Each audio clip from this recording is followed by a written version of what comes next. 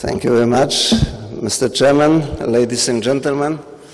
I am very glad that you are so numerous at this room, especially that our session is not in the prime time of the conference.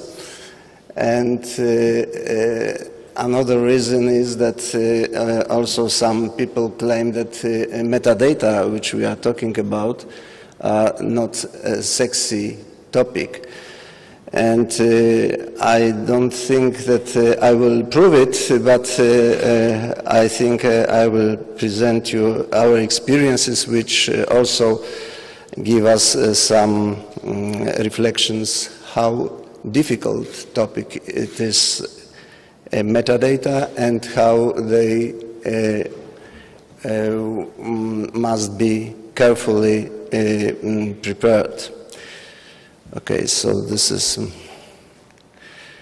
So my presentation, which I am giving you now, has several co-authors. The main co-author is Alina Kmiecik, which is sitting here in the presidential table, and also Jędrzej Gąsiorowski and Magdalena Bednarek.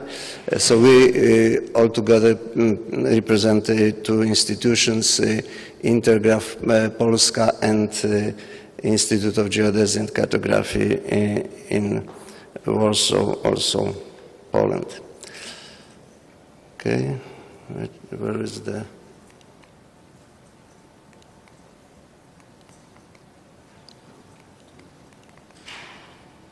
Sorry for... Oh, yes. Okay. So first, let me just remind, at least to some of you, the INSPIRE Metadata Regulation context, which is a result of the tremendous work of the metadata drafting team, which developed it as a first document for our INSPIRE implementation rules. And it was adopted also in the first, as a first document on 3rd December 2008. And what is also very important and very useful for all of us who are dealing with the implementation of this regulation, there are metadata implementation rules, guidelines based on ISO 19115 and 19119. And these documents are very principal to most of the work which we've done recently. And what is worth mentioning that this regulation on metadata can be treated as some kind of general profile for all interoperable data sets and services in INSPIRE. And let me say some words about the role of metadata profile in general. There are several documents which describe this, and I don't want to quote it even. But what is important, and I'm coming to some of our lessons learned, conclusions, that the profile used to be prepared for the group of the special data sets and services. And what we are now observing, that the national profiles are not so important like some years ago. Some of you, I'm sure, remember the ANSLIC national or two national profile on data, metadata, the same Gemini for UK. And nowadays, when we are approaching to implementation of INSPIRE, much more important is to be compliant with the INSPIRE metadata regulation than to develop new national profile.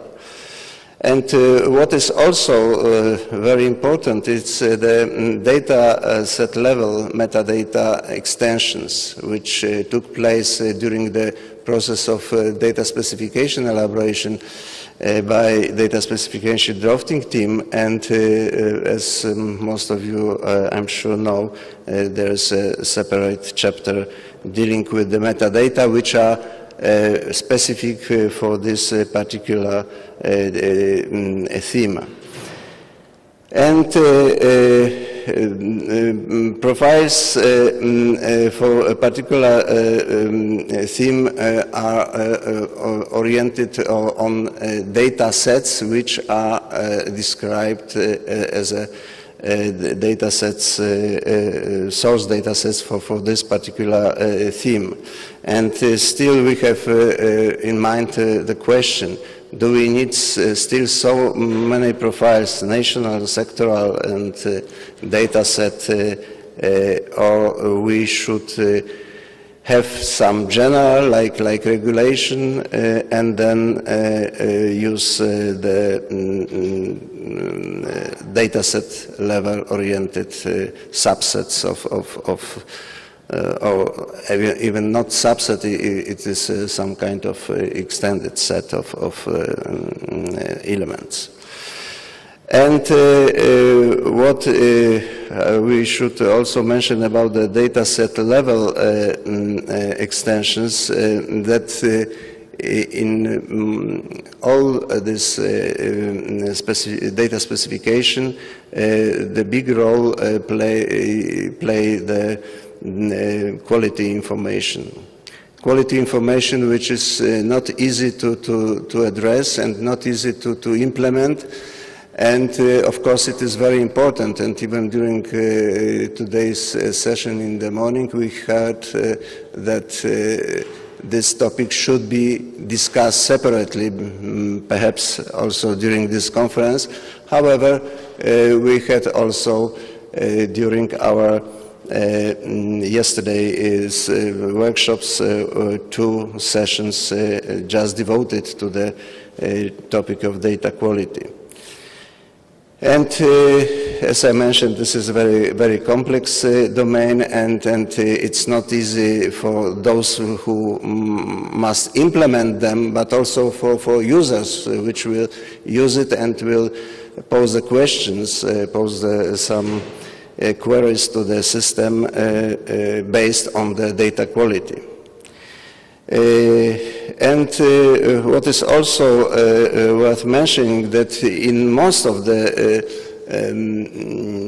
data set, theme data specification, we find 4 additional to the regulation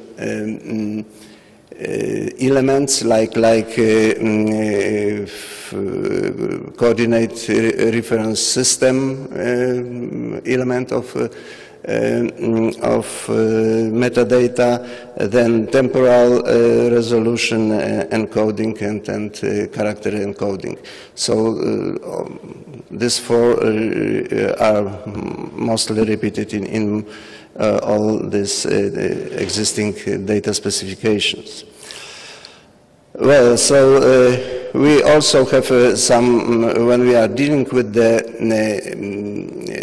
data set level metadata elements, we have also a question to the source metadata, which should be described just for one theme differently, and for the second theme in our national geoportal started in 2005. So it were just 2 years after publishing the metadata ISO document. And the second attempt was the metadata profile for geoinformation, and it was published in 2007, and this document has been prepared before publishing the specifications for metadata implementation rules. And just recently, last year, within the work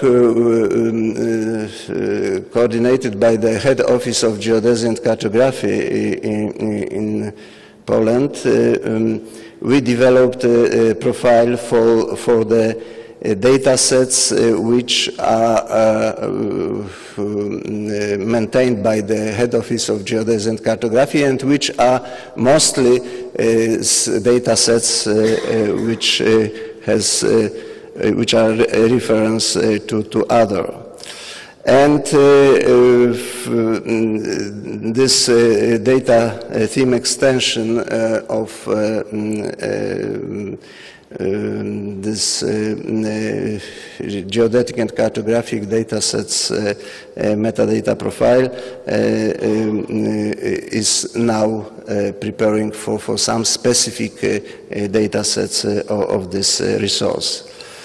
And also in Poland, some works has been done by the Institute of Geology, State Geological Institute, which also prepared the metadata profile for them. How many minutes I have still? 8, okay, I think I will manage. Some remarks about our problems which we encountered. And I apologize, I will not say about details of our work. First of all, because metadata, as I mentioned, are not sexy, and then the second, that the time is limited. So we, in many cases, use conditional element as some way to distinguish some specific to the theme elements which were not necessarily present in other themes. So it was one of the solutions which we found useful, especially that we wanted to aggregate regulation elements, so the metadata from INSPIRE regulation on metadata, and also all this metadata which belong to the specific data set which I already mentioned.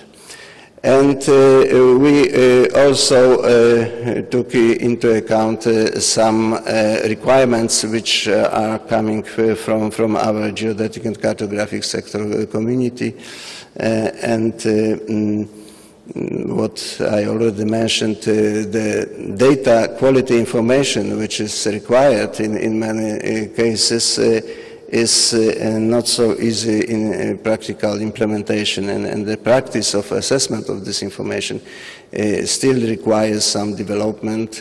However, some tools within this project, which I already mentioned, has been developed. And this profile has been also accomplished by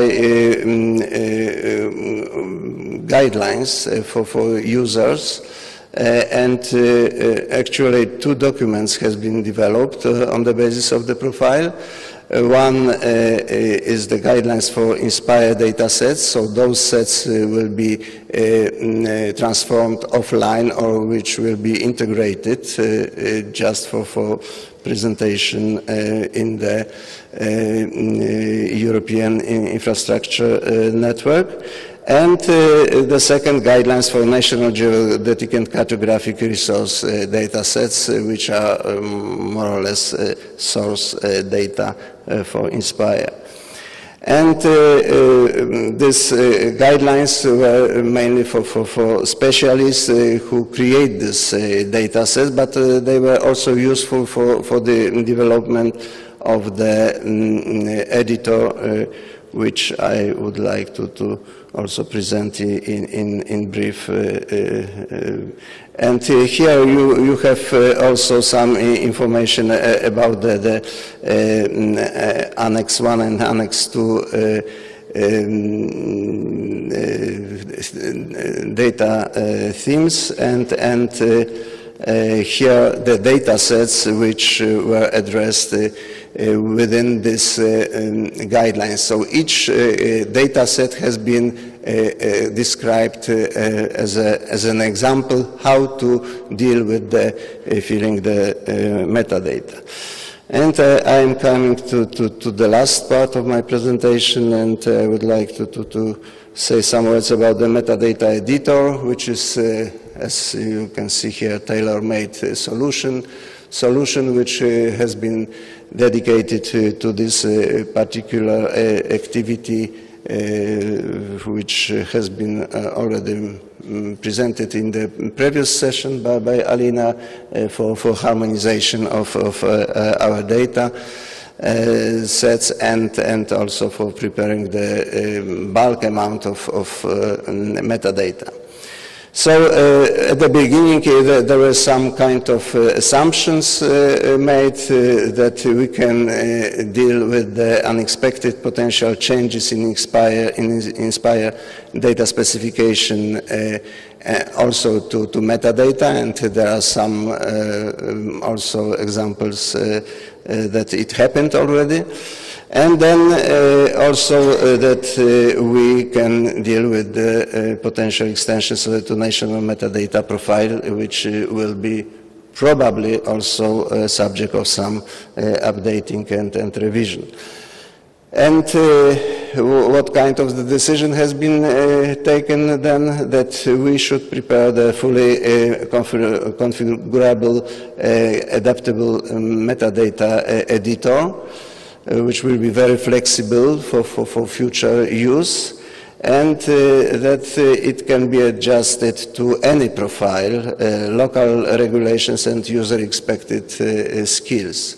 So this target features, you can read it here, but I don't think it's time to, okay, I have 3 minutes, so I am coming to the end of my presentation. Let me just present some features of this metadata editor. So there is an editor for user interface, which is very important to create dynamically from configurable XML, just configuration of the user interface based on information in database of the profile. And on this slide you can see this XML profile definition file, which is used together with the profile data files and come to the user interface, which can be changed according to the particular needs, and as a result is XML with the metadata files, of course, after using the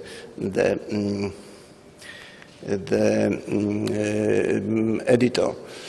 So, as I mentioned, flexibility is one of the main feature of this solution, and here you can see also a part of the XML where this configuration can be stored, and then together with this profile we can receive particular records or particular fields to be filled. Well, so and this is also some example how this dynamic user interface can be created, and this dynamic user interface give us chance to collect some data which are the same for many records, and just to upload them for many records, and some specific information dealing with the specific data sets can be just added to the part which is common for many data sets. And you can see here metadata processing workspace. So there are several components, new metadata creation, then importing and adjusting to profile, then user management. So I mentioned about this user-oriented interface, publishing, review, acceptance, validation, and etc. So let me just say some words in conclusion. I'm sure there are nothing new for more of you, but let me just, basing on this statement, say some comments. For sure, the metadata implementing rules, which has been developed, first of all, regulation, but also these guidelines, triggered development of national profiles or some national works on the profiles for specific data sets. What is well known that metadata is very complex issue and needs, as I mentioned already, quite broad knowledge and deep knowledge. Not only for those which developed them, but also for people which will use it. And especially what I already mentioned about this data quality elements. This data quality sometimes are not understandable by many users. And as I mentioned yesterday during the discussion on this data quality, this is, I think, time also to make some kind of user requirements survey, and how many users will really use so big scope of description of the data quality. Of course, data quality information must be present, but we must think about also the effort which will be taken, and this effort for collecting information about the data quality should be not too big to the results which we will obtain. And also the question about the lifespan of a particular profile. As I mentioned, that the metadata editor gives us chance to change, to update the profile, and then we have already in our hands some tool. But the question is how the metadata sets will be comparable when these changes will happen too often.